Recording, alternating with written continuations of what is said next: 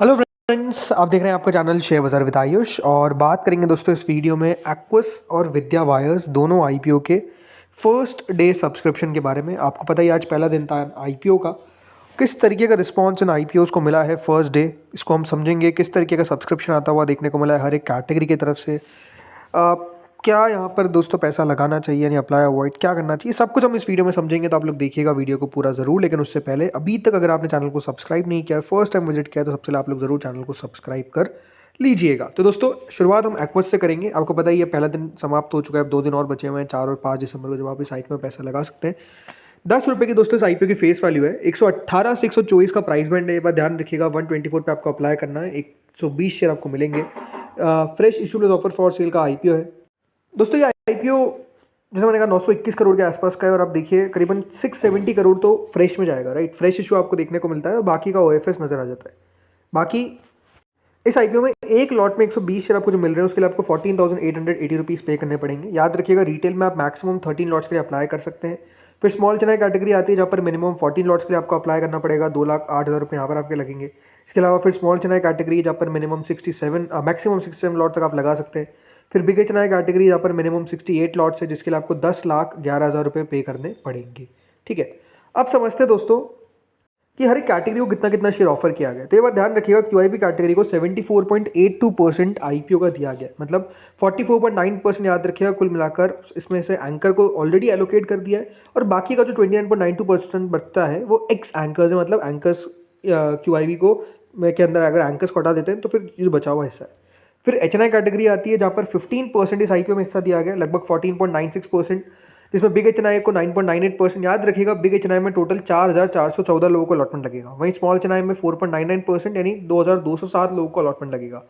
फिर retail category आती है जहाँ पर दोस्तों 9.98% इशू दिया गया, 61,802 टोटल मिलाकर रिटेल के अंदर अलॉटमेंट हमको आते हुए देखने को मिलेंगे। एक एम्प्लॉय कैटेगरी भी यहाँ पर जिसको 20.24% दिया गया एंड टोटल मिलाकर इस तरीके से 100% याद रखिएगा डिवीजन जो है वो किया गया है। चलिए अब देखते हैं सब्सक्रिप्शन के बारे में। तो देखिए अभी तक जो सब्सक्रिप्शन हमको आता हुआ देखने को मिला है, शुरुआत हम क्यूआईबी से करेंगे। पहले दिन के अंदर 68% दोस्तों क्यूआईबी पोर्शन जो है वो हमको सब्सक्राइब होता हुआ देखने को मिला है। मतलब कुल मिलाकर दोस्तों यहाँ पर 186 करोड़ रुपीज़ जो है वो हमको आता हुआ देखने को मिला है पहले दिन क्यूआईबी की तरफ से। लगभग 1.5 करोड़ शेयर के लिए हमको एप्लीकेशन जो है वो आता हुआ दिख गया है फर्स्ट डे के अंदर, याद रखिएगा, फ्रॉम क्यूआईबी। यानी ओवरऑल आप समझ सकते हैं कि जो क्यूआईबी कैटेगरी है वो अच्छा सब्सक्राइब हुई है पहले दिन के अंदर। कोई बहुत बड़ी बात नहीं है दोस्तों कि पहले दिन में। अब जो एच पोर्शन है वो आप देखिए 3.5 गुना पहले ही दिन के अंदर सब्सक्राइब हो रहा है। मतलब कुल मिलाकर 488 करोड़ रुपीस हमको एच की तरफ से आते हुए देखने को मिले हैं, जिसमें बिग एच कैटेगरी लगभग 3 गुना, तो स्मॉल एच कैटेगरी लगभग 5 गुना तक हमको सब्सक्राइब होती हुई दिख चुकी है। 214 करोड़ रुपए कुल मिलाकर अगर आप देखेंगे तो स्मॉल एच से आते हुए नजर आए तो 273 करोड़ रुपीज़ आए बिग एच कैटेगरी से। फिर आती है दोस्तों रिटेल कैटेगरी, जिसने पहले ही दिन के अंदर देखिए 12 गुना इस आईपीओ को सब्सक्राइब कर दिया है। 74 लाख शेयर्स के सामने आप देखिए लगभग हमको 8 करोड़ 96 लाख शेयर्स के लिए एप्लीकेशन आती हुई देखने को मिल रही है in the first day only. इसका मतलब ये है कि 1,112 करोड़ रुपए जो है वो कुल मिलाकर पहले ही दिन के अंदर किसने लगा दिए हैं, रिटेल ने। अब रिटेल कैटेगरी दोस्तों 12 गुना तो सब्सक्राइब हो चुकी है, बट ये बात ध्यान रखिएगा जो एप्लीकेशन वाइज सब्सक्रिप्शन है वो 12 गुना नहीं है, वो आपको थोड़ा सा कम देखने को मिलता है। अभी तक जो एप्लीकेशन वाइज सब्सक्रिप्शन हमको आता हुआ देखने को मिला है वो लगभग 9.91 है, मतलब 10 गुना भी अभी तक नहीं हुआ है, 10 में से 1 के आसपास अभी मिल रहा है। अब रिटेल जिस तरीके से अप्लाई कर रहा है, आई थिंक 5,00,000 करोड़ रुपये हमको आते हुए देखने को मिलेंगे। और आप कह सकते हैं कि लगभग 50 में से 1 का चांस बनता हुआ नजर आ सकता है इस आईपीओ में, रिटेल में ऐसा लग रहा है। 7 गुना तक दोस्तों एम्प्लॉय पोर्शन पहले दिन सब्सक्राइब हो गया, 16 करोड़ रुपए लगाती है, तो कुल मिलाकर 3.5 गुना यानी आईपीओ को 1,800 करोड़ रुपए फर्स्ट डे के अंदर ही मिलते हुए नजर आ चुके हैं। यानी ओवरऑल एक ट्रेमेंडस सॉर्ट ऑफ अ रिस्पॉन्स आप कह सकते हैं इस आईपीओ को मिलता हुआ देखने को मिला है। एंड नो डाउट इस आईपीओ ने जो उम्मीद थी पहले दिन के अंदर वो करके दिखाया कि इतना शानदार पैसा जो है वो इस आईपीओ में हमको ओवरऑल आता हुआ नजर आया है। अब आपका सवाल होगा कि क्या करना चाहिए इस आईपीओ में, एक्वस क्या है, क्या बेसिकली। तो दोस्तों एक्वस के बारे में थोड़ा सा आप जान लीजिए कि कंपनी का कारोबार किस प्रकार का है। दोस्तों एक्वस जो है दोस्तों ये एक एरोस्पेस और कंज्यूमर ड्यूरेबल कंपोनेंट मेकर है। कंपनी 2006 में याद रखिएगा शुरू हो गई थी और कंपनी को ओवरऑल जो बिज़नेस है, राइट, वो आपको देखने को मिलता है बेलगावी के अंदर, राइट। तो यहाँ पर कंपनी हाई प्रिसिजन इंजीनियरिंग और प्रोडक्ट कंपनी है, करीबन 2.92 million per annum install capacity है, राइट। कर्नाटका के अंदर, यूएस, फ्रांस, इधर इधर जगह पे आपको कंपनी मिल जाती है और ऑलमोस्ट 45% यूटिलाइज्ड है प्रेजेंटली। कंपनी के दो याद रखिएगा मेजरली डिविजन्स है, पहला तो एयरक्राफ्ट कंपोनेंट्स है और दूसरा कंज्यूमर ड्यूरेबल है, राइट। इसमें कंपनी स्मॉल होम अप्लायंसेज ये सब चीज़ें बनाती है। बाकी जो याद रखिएगा कंपनी का मेजॉरिटी ऑफ द रेवेन्यू जो है वो एयरक्राफ्ट कंपोनेंट से हमको आता हुआ देखने को मिलता है। इसमें कंपनी याद रखिएगा जो clients like Airbus, Boeing, Bombardier, saffron, Dassault, right, ये सब कंपनीज आपको इनकी ओवरऑल याद रखिएगा क्लाइंट्स देखने को मिल जाती है। और 90% ऑफ द कंपनी का याद रखिएगा रेवेन्यू यहीं से आ रहा है, टॉप लाइन यहीं से आ रही है। 25% का EBITDA मार्जिन है।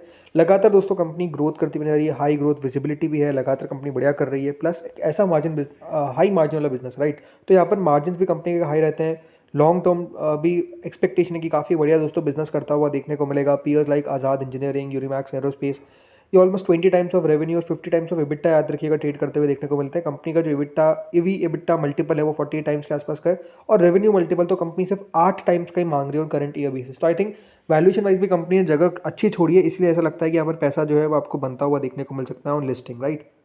बाकी जो भी करंट GMP है दोस्तों वो लगभग 45.5 रुपीज़ के आसपास चलती हुई देखने को मिल रही है, यानी 36% के आसपास का करंट प्रीमियम चलता हुआ नजर आ रहा है इस IPO का। बढ़िया बात है, देखिए 35% 36% के आसपास का लिस्टिंग इनका एक्सपेक्टेशन है, और बढ़िया करेगा ये। आई थिंक रिस्पॉन्स भी इसको अच्छा मिलता हुआ देखने को मिलेगा, आप मान के चलिए। QIBs के ऊपर नज़र रहेगी, बट कल जो एंकर बुक निकल कर आई वो भी अपने आप में काफ़ी शानदार थी। चलिए अब बात करते हैं अगले IPO के बारे में, जिसका नाम है विद्या वायर्स, राइट। ये IPO भी दोस्तों याद रखिएगा 5 तारीख को बंद होगा, आज पहला दिन था। ₹1 की फेस वैल्यू है, 52 का प्राइस बैंड है, 288 शेयर्स का लॉट साइज है, fresh issue plus offer for sale है। काफ़ी छोटा IPO है कह सकते हैं दोनों के सामने। 300 करोड़ का इशू है दोस्तों मात्र ये, जिसमें 274 करोड़ का फ्रेश इशू है, बाकी का ऑफर फॉर सेल है। इस IPO में दोस्तों एक रिटेल लॉट याद रखिएगा जो करीबन 288 शेयर्स का है। 14,976 रुपीज़ आपको टोटल मिलाकर याद रखिएगा लगाने पड़ेंगे। रिटेल में वही आप 13 लॉट मैक्सिमम अप्लाई कर सकते हैं। फिर स्मॉल चेन्नई कैटेगरी आती है जहाँ पर मिनिमम 14 लॉट्स है, और इसके बाद स्मॉल चेन्नई मैक्स कैटेगरी है, 66 तक आप लॉट्स अप्लाई कर सकते हैं। और फिर बिग चेन्नई कैटेगरी जहाँ पर मिनिमम 67 लॉट्स हैं, 10 लाख रुपये याद रखिएगा पे करने पड़ेंगे।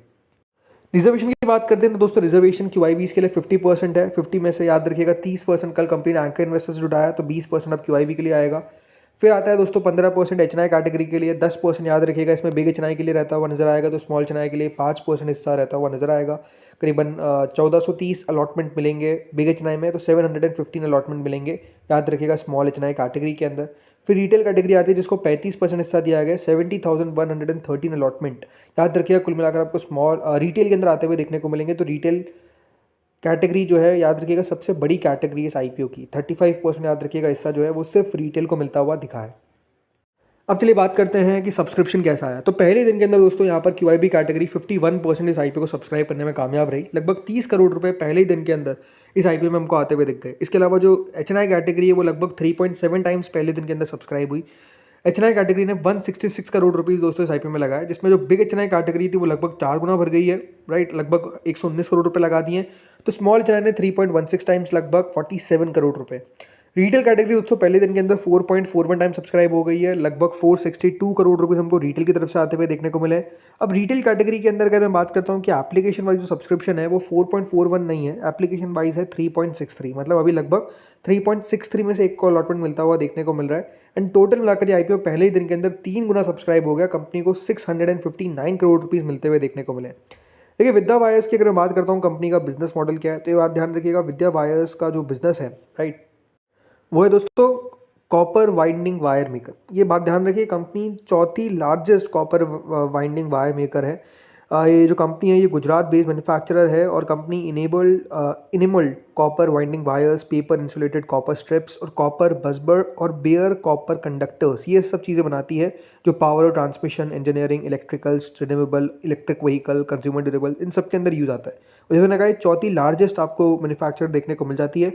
जो सबसे खास बात है इस IPO को लेकर वो है दोस्तों कि कंपनी अब अपनी कैपेसिटी को डबल करने जा रही है। जी हाँ, ये जो IPO का प्रोसीड आएगा इससे कंपनी अपनी कैपेसिटी को डबल करेगी, और कंपनी अपनी कैपेसिटी को 18,000 मीट्रिक टन पर एनम से याद रखिएगा एक्सपांड करती हुई नजर आएगी। इन्वेस्टमेंट करीबन 150 करोड़ के आसपास का कंपनी यहाँ पर करेगी, जो फ्रेश इशू से पैसा मिलेगा। 55 करोड़ रुपए जो है वो ऑलरेडी बिन डिप्लॉय है, मतलब इंटरनल अक्रूवल से कंपनी ने ऑलरेडी डाल रखा है। और इसके अलावा एक ब्रिज लोन लेगी कंपनी 45 करोड़ के आसपास का। कंपनी ने बताया कि एक्सपांशन जो है वो ऑलरेडी कमेंस हो चुका है, और इसका जो कैपेसिटी है वो ऑलमोस्ट जैन 2026 से ही कंपनी याद रखिएगा ऑन स्ट्रीम कर पाएगी, तो कंपनी का जो अब कैपेसिटी है वो सीधा 37,680 मेट्रिक टन पर एनम हो जाएगा। तो आई थिंक ये अपने आप में एक बहुत बड़ा आप कह सकते हैं गेम चेंजर देखने को मिलेगा, बिकॉज इससे कंपनी के फाइनेंशियल में आपको बहुत बढ़ोतरी देखने को मिलेगी। प्लस वैल्यूएशन की अगर बात करते हैं तो कंपनी 18 टाइम से अपना आईपीओ लेकर आ रही है, और एक ईयर का फॉरवर्ड अर्निंग अगर देखा ना तो वो तो सिर्फ 10 टाइम्स का आसपास ही आता है। तो आई थिंक इस आईपीओ की जीएमपी की अगर मैं बात करता हूँ वो ज़रूर सबसे कम चल रही है, वो लगभग 6 रुपये चल रही है। बट आई थिंक जो इसके पीयर्स है वो लगभग ट्रेड करते हैं 25-30 की पी पे। तो आई थिंक उनके हिसाब से अगर देखा जाए तो ये आप मान के चलिए ये बहुत ही इंटरेस्टिंग आईपीओ रहता हुआ देखने को मिलेगा, और लॉन्ग टर्म के हिसाब से भी कंपनी बढ़िया नजर आती है। अगेन आपको अपने फाइनेंशियल एडवाइजर से कंसल्ट करना है, बट या it's going to be an interesting IPO for sure. तो दोस्तों इस वीडियो में इतना ही था, होपफुली आपको वीडियो बढ़िया लगा होगा। देखिए बहुत सारे अपडेट्स आ रहे हैं, तो आप बस चैनल को सब्सक्राइब करके रखिए, आपको सारे अपडेट्स देना मेरा काम है। तो आप बस चैनल को सब्सक्राइब करके रखिए, वीडियो को लाइक करिए, थोड़ी सी मोटिवेशन मिलती है। प्लस अगर आप लाइक करते हैं तो वो थोड़ा ज़्यादा शो भी होता है। तो बस ये सब आप लोग करते रहिए। इस वीडियो में तो इतना ही था। Thank you friends watching this video.